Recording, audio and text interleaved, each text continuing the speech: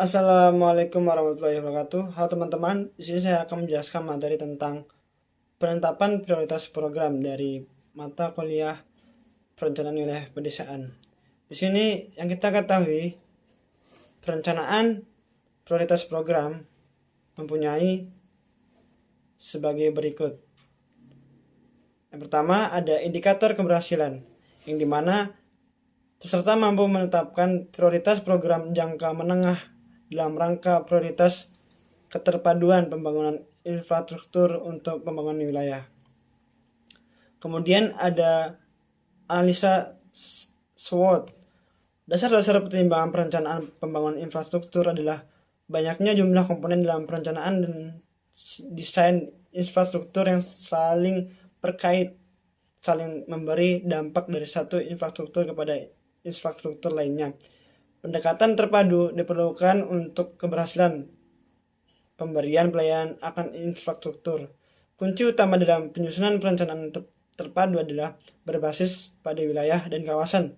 Wilayah atau kawasan yang dimaksud merupakan lokasi di mana infrastruktur bidang PUPR akan direncanakan dan dibangun. Kuncinya adalah aktivitas ekonomi yang diperlu dukung infrastruktur bidang PUPR. Kemudian kriteria keterpaduan rencana terpadu pembangunan infrastruktur bidang PUPR menjadi pertimbangan yang tidak dapat diabaikan, yaitu sebagai berikut. Yang pertama ada fungsi, yang kedua ada lokasi, yang ketiga ada besaran atau volume, yang keempat ada waktu, yang kelima ada besaran dana atau anggaran. Kemudian kewenangan atau pembagian urusan. Lampiran Undang-Undang Republik Indonesia Nomor 23 Tahun 2014 tentang Pemerintah Daerah Butir C. Pembagian urusan pemerintah bidang pekerjaan umum dan penataan ruang sebagai berikut. Yang pertama ada sumber daya air, yang kedua ada air minum, yang ketiga ada persampahan, yang keempat ada air limbah, yang kelima ada drainase, yang keenam ada pembangunan gedung, yang ketujuh ada pemukiman, yang kedelapan ada penetapan pembangunan dan lingkungan, yang kesembilan ada jalan, yang kesepuluh ada jasa konstruksi, yang kesebelas ada Redins Sentria. Kemudian ada C. Analisa Quantitative Strategi Planning Matrix atau GSPM. GSPM merupakan alat analisis yang digunakan untuk memutuskan strategi yang akan digunakan berdasarkan kebenaran alternatif strategi yang ada. Perhitungan GSPM didasarkan pada input dari bobot matriks internal, eksternal, serta alternatif strategi pada tahap pencocokan. Kemudian alternatif strategi. Faktor kunci bobot strategi 1, strategi 2, strategi 3. Ada 2. Yang pertama ada faktor internal kunci. Yang kedua ada faktor eksternal kunci, yang dimana faktor internal kunci mempunyai manajemen, pemasaran, keuangan, akuntansi, produksi, operasi, penelitian, dan pembangunan. Kemudian faktor eksternal kunci, yang dimana ada ekonomi, politik, hukum, pemerintah, sosial, budaya, demografi, lingkungan, teknologi, kompetitif. Kemudian ada analisis cluster.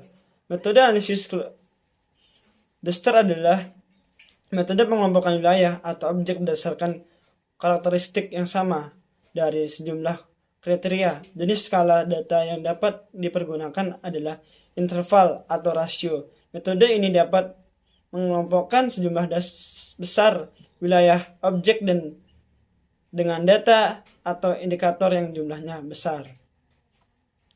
Kemudian tujuan analisis cluster. Yang pertama, mengelompokkan wilayah berdasarkan karakteristik yang sama dari sejumlah kriteria yang dimiliki wilayah yang bersangkutan. Kemudian ada mengetahui anggota pada masing-masing kelompok. Kemudian mengetahui karakteristik pada masing-masing kelompok. Mengetahui jarak masing-masing kasus terhadap rata-rata. Kemudian di sini ada jenis macam analisis cluster. Yang pertama ada key means cluster atau ditentukan dulu jumlah kelompoknya. Kemudian ada hierarchy cluster, jumlah kelompok belum ditentukan terlebih dahulu. Kemudian di sini kita akan membahas soal dan jawaban. Yang pertama soalnya adalah manfaat optimal apa yang akan dicapai bila perencanaan pembangunan infrastruktur bidang PUPR dilakukan secara terpadu. Jelaskan. Jawabannya adalah manfaat optimal yang akan dicapai apabila perencanaan pembangunan infrastruktur Badan PUPR dilakukan secara terpadu, yaitu menghadiri opportunity, memperoleh mutuality, benefit, memberikan dampak yang dapat pada akhirnya memberikan manfaat ganda. Kemudian soal yang kedua, jelaskan dampak yang akan terjadi jika suatu infrastruktur bidang PUPR tidak dapat dibangun sesuai rencana. Jawabannya adalah apabila suatu infrastruktur bidang PUPR tidak dapat dibangun sesuai rencana, maka yang akan membawa dampak negatif adalah sektor lainnya yang ada di satu wilayah tersebut.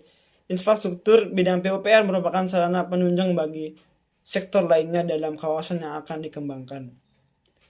Kemudian untuk soal yang ketiga ada dukungan infrastruktur bidang cipta karya, apa saja yang dibutuhkan oleh sebuah kawasan dengan tema pariwisata. Tuliskan secara berurutan sesuai dengan ranking prioritasnya. Jawabannya adalah yang pertama ada tempat yang direncanakan harus strategis. Yang kedua ada tempatnya yang disajikan atau dijadikan wisata harus bisa menarik minat pengunjung. Yang ketiga adalah tiket menuju tempat wisata tersebut harus sesuai dengan kualitas yang ada dengan tempatnya. Dalam suatu pengembangan ada pariwisata disukung oleh beberapa aspek. Yang pertama, dukungan secara kelembagaan. Yang kedua ada prioritas warga yang berada pada wilayah itu sendiri. Yang ketiga ada dibutuhkannya investasi yang digunakan untuk mendukung dalam pembangunan yang selanjutnya dikembangkan sehingga memerlukan dana yang banyak. Baik, mungkin itu saja. Kurang lebihnya mohon dimaafkan. Wabillahi taufiq wal hidayah. Wassalamualaikum warahmatullahi wabarakatuh.